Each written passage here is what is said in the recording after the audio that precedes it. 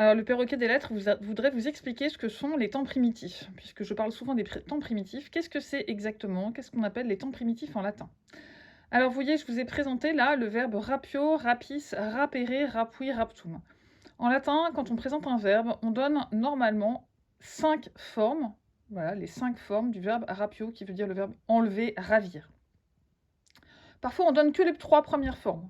Mais normalement, on doit donner les 5 formes, et c'est très utile de les apprendre par cœur. Voilà, le travail du latiniste, c'est d'apprendre par cœur le vocabulaire, les 5 formes. À quoi correspondent ces 5 formes? Alors d'abord, elles sont souvent présentées de manière abrégée. Vous voyez là, par exemple, rapis, souvent, on l'abrège et on va juste donner la terminaison is. Pareil, l'infinitif, rapere, souvent, on va juste donner sa terminaison, ere.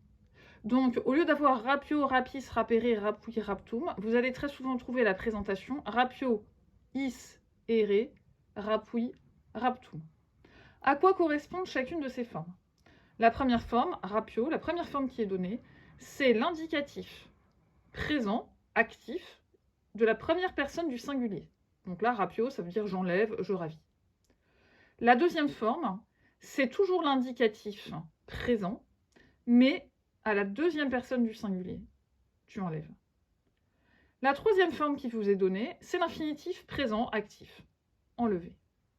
Voilà, ce sont souvent ces 3 premières formes que l'on donne, et je rappelle que ce sont ces 3 premières formes qui vous indiquent le groupe du verbe, c'est-à-dire sa conjugaison, son modèle de conjugaison. Après, on va donner son parfait à la première personne du singulier de l'indicatif. Indicatif, parfait, première personne du singulier. Donc j'enlevais, parce que ça correspond à un passé simple en français, ou j'ai enlevé, si on le traduit par un passé composé. D'accord? Je rappelle que c'est la première personne du singulier. D'accord? Si vous voulez trouver le radical, vous enlevez le i, vous enlevez la terminaison i, et vous trouverez le radical, rapou.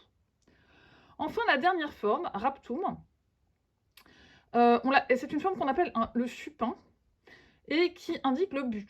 Donc raptum, on le traduira par pour enlever. Honnêtement, c'est pas une forme qu'on rencontre toutes les 3 minutes dans une phrase latine, mais c'est quand même une forme qui existe.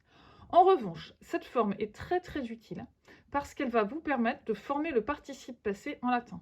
Donc on verra ça plus tard, mais si on enlève la terminaison et qu'on la remplace par d'autres terminaisons, on formera le participe passé, en l'occurrence enlever, enlever et. Alors, le supin est quand même une forme très intéressante et qu'il faut mémoriser parce que c'est souvent à partir du supin que le mot latin a donné des mots français. Et donc, vous voyez, par exemple, pour le verbe rapio, qui veut dire enlever, ravir, eh ben, si on regarde le supin, rapt, on voit qu'en français, on a un mot qui veut dire rapt et qui signifie un enlèvement, un ravissement.